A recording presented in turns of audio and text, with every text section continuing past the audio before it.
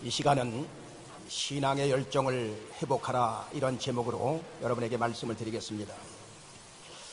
여러분, 세월이 얼마나 빨리 가는지 모릅니다. 인생은 짧고 우리가 할 일은 많이 있습니다. 그렇기 때문에 우리 믿음의 사람들은 영적으로나 정신적으로나 정서적으로나 그냥 이렇게 살다가 가면 되는 것이지, 이렇게 생각하고 무기력하게 인생을 헛되게 보내서는 안 되는 것입니다. 성공하는 원리 중에 하나가 있는데, 그 중에 하나가 뭐냐면 여러분, 열정입니다. 열정을 가지고 사는 사람이 성공하게 돼 있어요. 이 열정은 부지런함과 함께 가고 있죠. 또 열정은 성실함과 함께 갑니다. 또 이 열정은 성령 충만함과 함께 갑니다. 이 열정은 꿈과 소망과 비전과 또 하나 함께 가는 것입니다. 성경은 이렇게 말하죠. 잠언서 12장 24절에 보면 다 같이, 부지런한 자의 손은 사람을 다스리게 되어도 게으른 자는 부림을 받느니라. 부지런히 사는 사람이 성공하게 된다, 이 말이에요. 또 잠언서 24장 33절로 34절에 보면 뭐라고 말씀하고 있냐, 다 같이, 뇌가 좀 더 자자, 좀 더 졸자, 손을 모으고 좀 더 눕자 하니 뇌 빈궁이 강도같이 오며 뇌 곰핍이 군사같이 이르리라. 게으른 사람에게 강도가 벼랑간 들이닥듯이지, 그 가난이 곰핍함이 군사같이 강도같이 그렇게 닥쳐온다는 거예요. 자기도 모르는 사이에. 여러분, 나의 신앙을 호시탐탐 노리는 존재가 있습니다. 그게 바로 영적인 존재, 사탄이죠. 그래서 베드로전서 5장 8절에는 뭐라고 말씀하고 있느냐, 다 같이, 근신하라, 깨어라, 너희 대적 마귀가 우는 사자같이 두루다니며 삼킬 자를 찾나니. 천군 천사가 여러분을 도와주고 있지만은 그 반면에 악한 영들은 할 수만 있으면 여러분의 신앙이 나태하게 만들어서 여러분들이 정상적인 신앙의 궤도를 달려가지 못하게 하는 게 여러분, 사탄의 작전인 것입니다.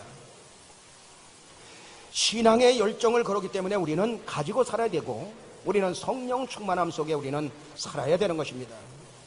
성령은 부흥의 영이고, 성령은 소망의 영이고, 성령은 비전의 영이고, 성령은 기쁨의 영이 되는 것입니다.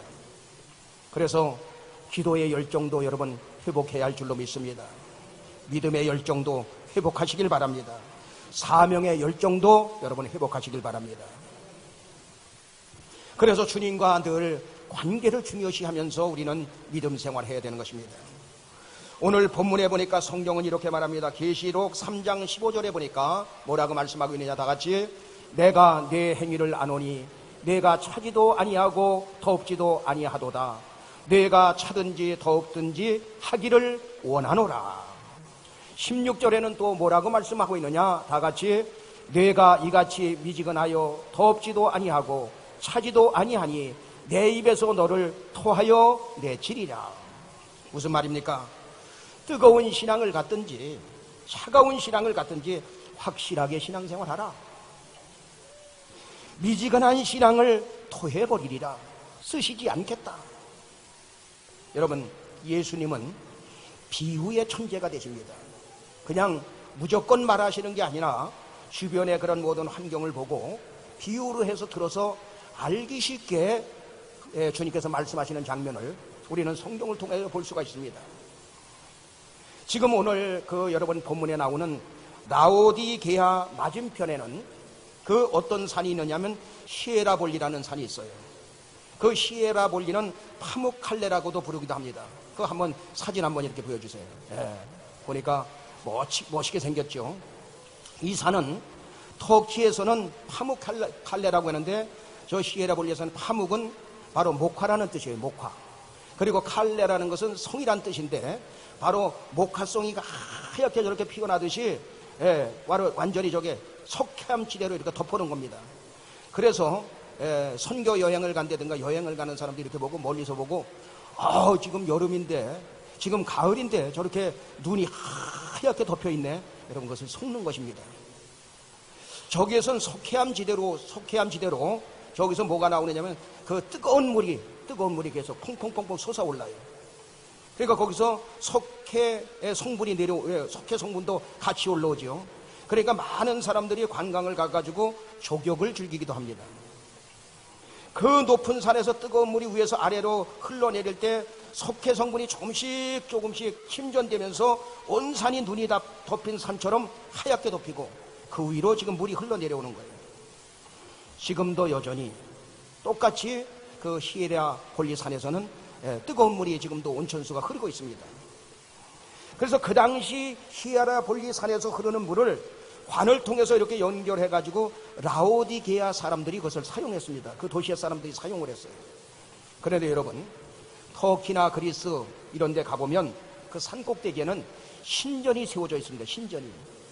신전이 세워져 있다 보니까 거기서 뭘 잡느냐? 신에게 바칠 그 우상 제물을 잡아요.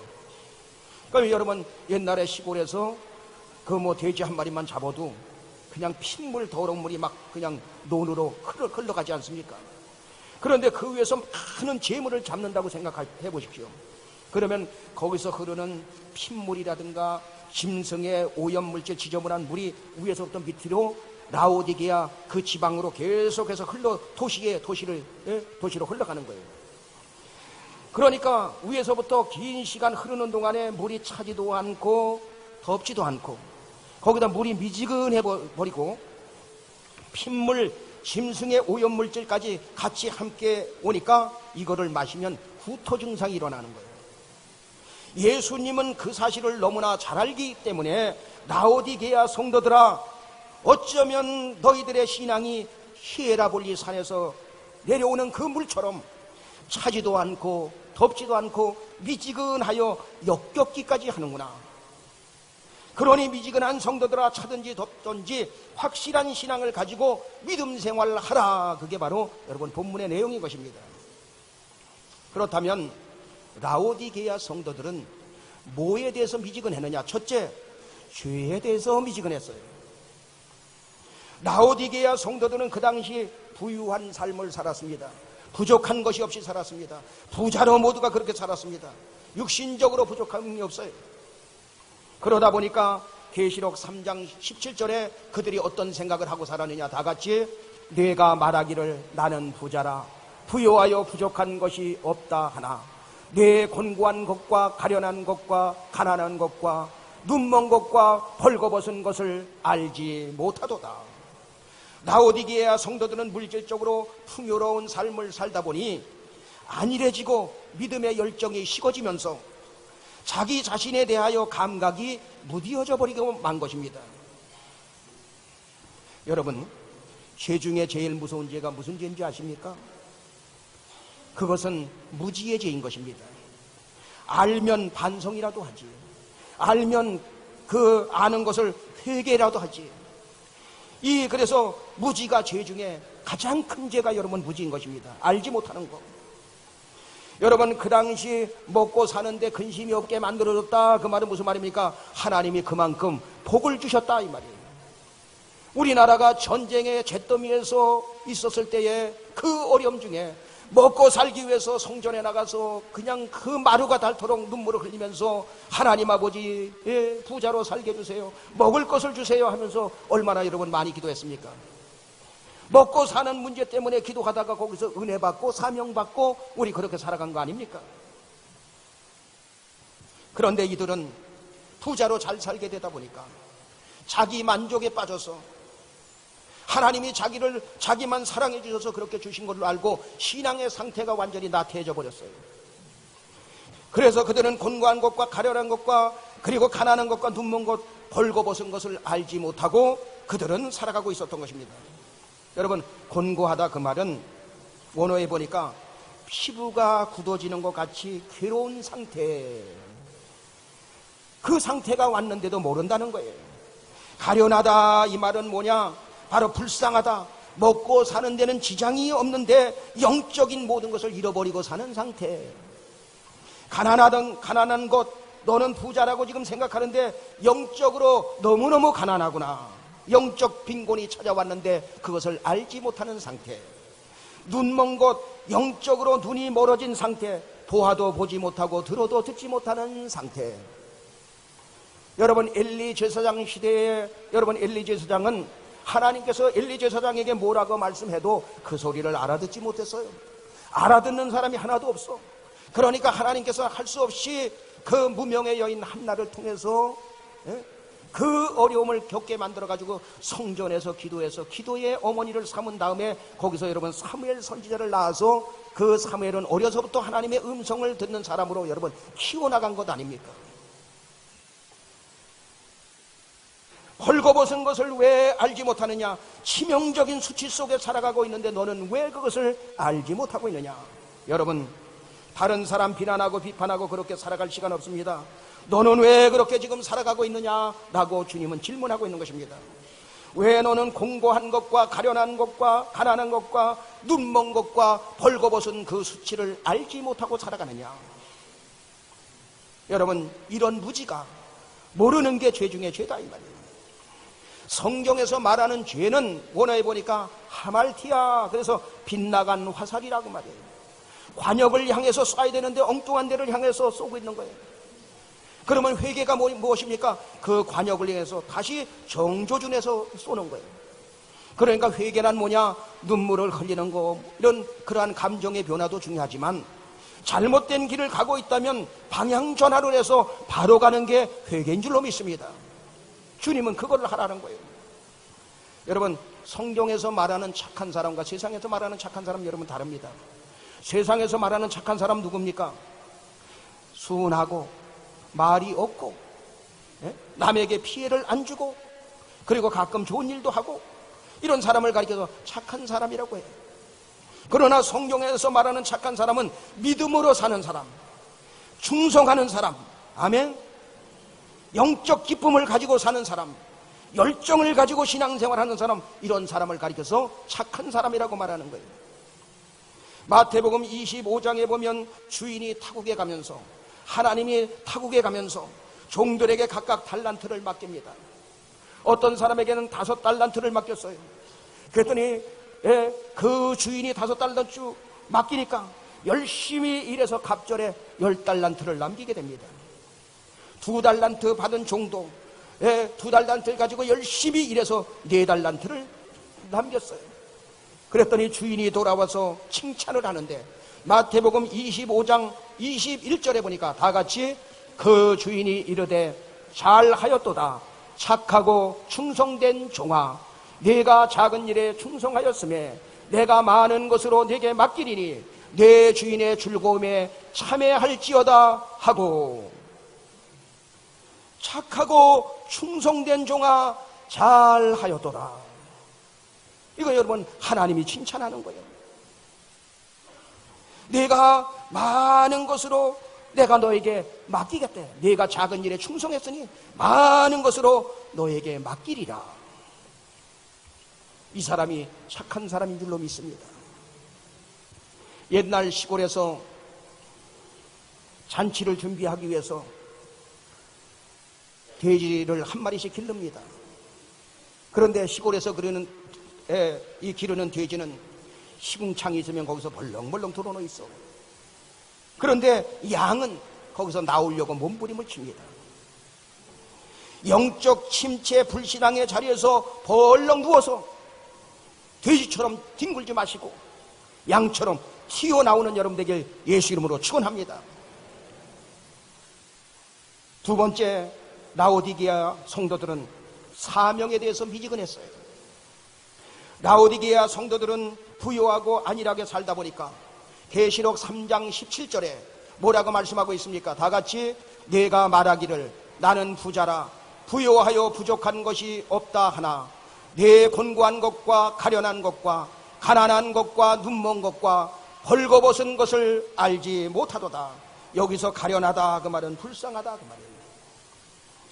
1달란트 받은 종이 1달란트마저 잃어버릴까봐 그것을 땅에 묻어두지요. 성경에 보니까 그것은 바로 뭘 묻어둔 거예요? 사명을 거기다 묻어둔 거예요. 그때 주인이신 하나님이 뭐라고 말합니까? 이 악하고 게으른 종아, 나는 심지 않은 데서 거두고 해치지 않은 데서 모으는 줄 아느냐? 이 무익한 종을 바깥 어두운 데 내어 쫓으라. 이를 갈며 슬피 울미 있으리라. 사명을 잃어버리고 사는 상태가 가련한 상태다 그 말이에요. 여러분, 사람이 언제 행복합니까? 구원, 하나님이 살아계심을 알고 살아계심을 느꼈어. 그리고 구원받았다는 구원의 확신을 느꼈을 때 그 기쁨은 말할 수 없는 거예요. 그 행복은. 그러다가 신앙이 점점 자라면서 예정의 은혜를 깨달았을 때, 아, 하나님이 만세전에 나를 택했고 내가 예수 믿지 않는 그 시절에도 나를 돌보고 나를 여기까지 인도하셨구나 하는 사실을 알 때 기쁨이 넘치게 돼요. 그리고 또 한 가지는 사람마다 하나님께서 목적이 있게 만들었는데, 아, 하나님께서 나를 이렇게 이 사명을, 이 일을 감당하라고 만들었구나라고 할 때 기쁨과 행복과 여러분 웃음이 넘치게 되는 것입니다. 할렐루야. 지금 우리나라는 웃음을 잃어버리는 시대를 살아가고 있어요. 여러분, 방송에 나왔죠? 국내 한 기업에서 20살에서 50살까지 500명을 상대로 해가지고 조사를 했어. 하루에 우리 한국 사람들이 얼마나 웃으면서 살고 있느냐. 그런데 하루에 10번 웃는다고 합니다. 10번 보통. 그런데 한 번 웃을 때 8.6초. 그냥 씩 웃으면 그걸 끝나는 거예요. 그래서 하루 10번 그걸 계산해 보니까 하루에 90초 동안밖에 못 웃는다는 거예요. 지금 이 설교 말씀 들으면서 그거 얼마 못 그래. 그래서 쓱 웃는 거, 그게 합쳐지면 90초라는 거예요. 그래서 사람이 인생이 80이라고 해서 계산해 보니까 고작 웃는 시간은 80년 동안에 한 달밖에 안 된다는 거예요. 그만큼 웃지 못하고 사는 겁니다, 여러분. 웃으면서 사시길 바랍니다. 그러면 반면에 걱정하고 염려하고 두려워하면서 근심 걱정하면서 사는 시간이 얼마냐? 그 500명을 상대로 조사해 봤더니 3시간이라는, 3시간 이상이라는 3시간. 그러니까 평생 80년 계산해 보니까 10년 동안 끊임없이 근심 걱정 두려움 속에 이렇게 살다가 인생이 여러분 가는 거예요. 남자가 근심을 많이 하느냐, 여성이 근심을 많이 하느냐 보더니 여자들이 예민해서 그런지 여자들이 근심 걱정을 더 많이 한다고 합니다. 또 중년층보다는 20대들 청년 때 그때가 근심을 가장 많이 한다는 거예요. 학업에 대한 걱정, 직장에 대한 걱정, 결혼에 대한 염려 걱정, 그리고 이 압박감, 앞으로 나의 인생이 어떻게 될 것인가, 보장되지 못한 그런 인생 속에 젊은이들이 여러분 그 염려 근심 걱정 속에 살아간다는 거예요. 그래서 설교 준비를 하면서 저도 청년 때를 한번 뒤돌아봤어요. 그랬더니 매일 근심 걱정 염려하면서 저도 살았어요.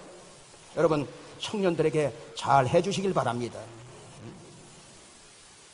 1등만 사는 세상이 아니라 이 말이에요.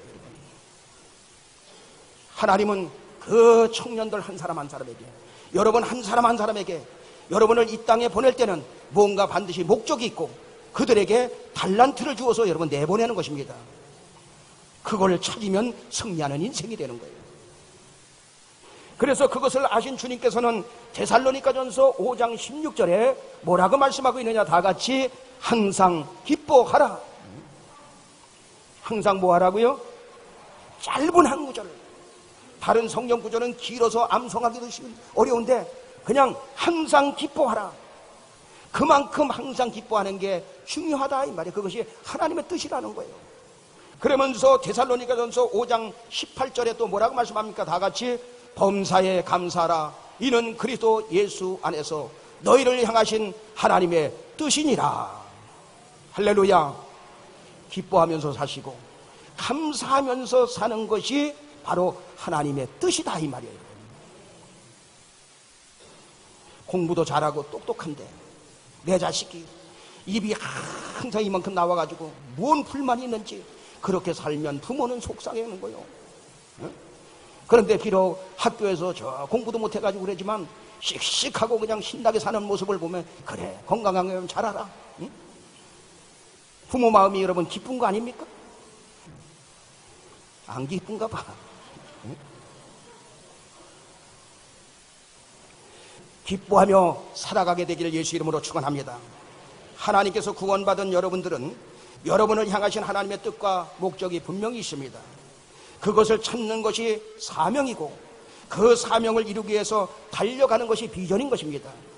사명을 깨닫고 사명을 위해 꿈을 안고 달려갈 때 성령님은 그 사람에게 보람과 행복과 기쁨을 갖다가 안겨주시는 것입니다. 그 은혜의 선물로. 하나님께서 우리에게 주신 사명은 거룩한 부담감으로 나에게 다가옵니다. 그리고 두 번째, 축복이 사명인 것입니다.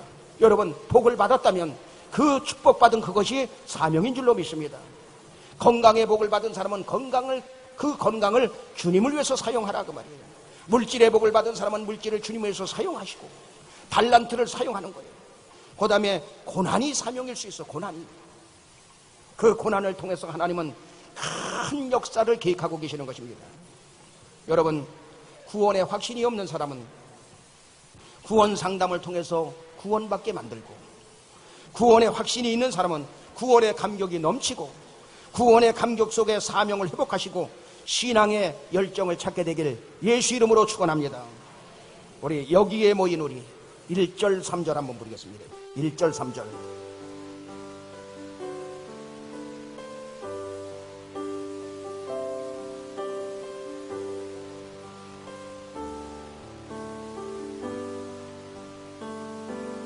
여기에 모인 우리 주의 은총 받은 자여라. 주께서 이 자리에 함께 계심을 아노라. 언제나 주님만을 찬양하며 따라가리니 시험을 당할 때도 함께 계심을 믿노라. 이 믿음도 굳세라. 주가 지켜주신다.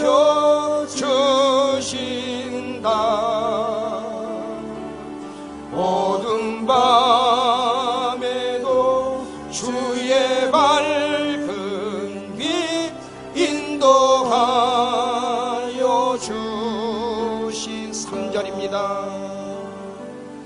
여기에 모인 우리 사랑받는 주의 자녀라. 주께서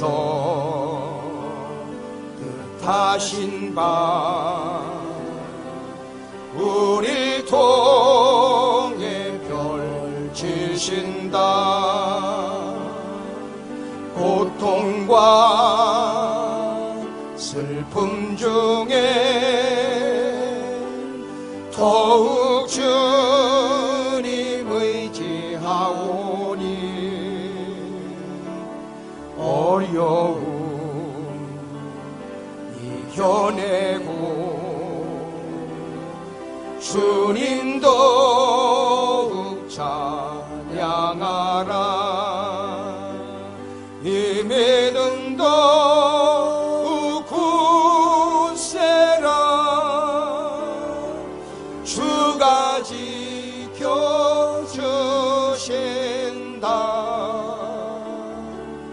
어두운 밤에도 주의 밝은 빛 인도하여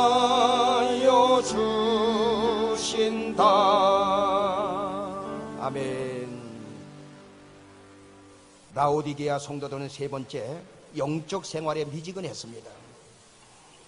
초대교회 때는 죽으면 죽으리라, 예수는 그리스도다라고 하면서 복음을 전하면서 금종령이 내렸어도 그 복음을 전하면서 기뻐하고 감사하면서 그렇게 살았어요.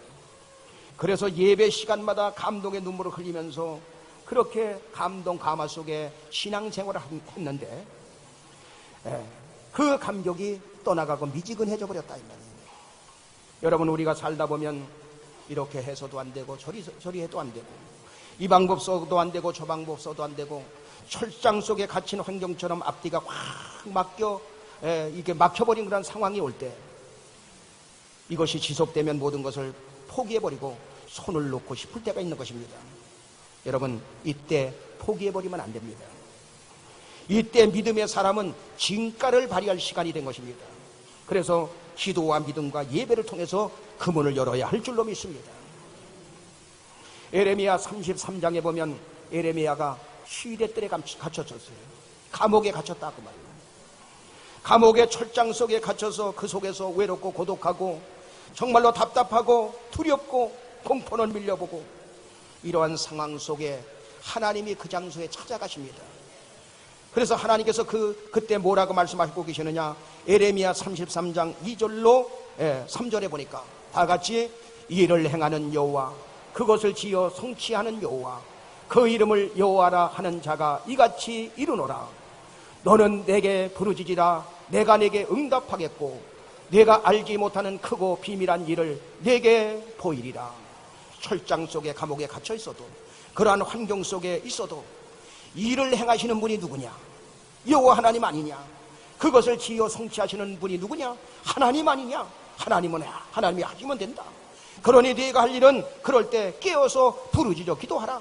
그러면 내게 크고 비밀한 것들을 보여주리라. 그러면서 하시는 말씀이 내게 범한 모든 죄악을 이제 내가 사해 줄 것이고 이 성을 치료해서 낫게 만들어 줄 것이고 평화와 번영을 너에게 있도록 만들어 주시겠다. 이것이 약속인 것입니다.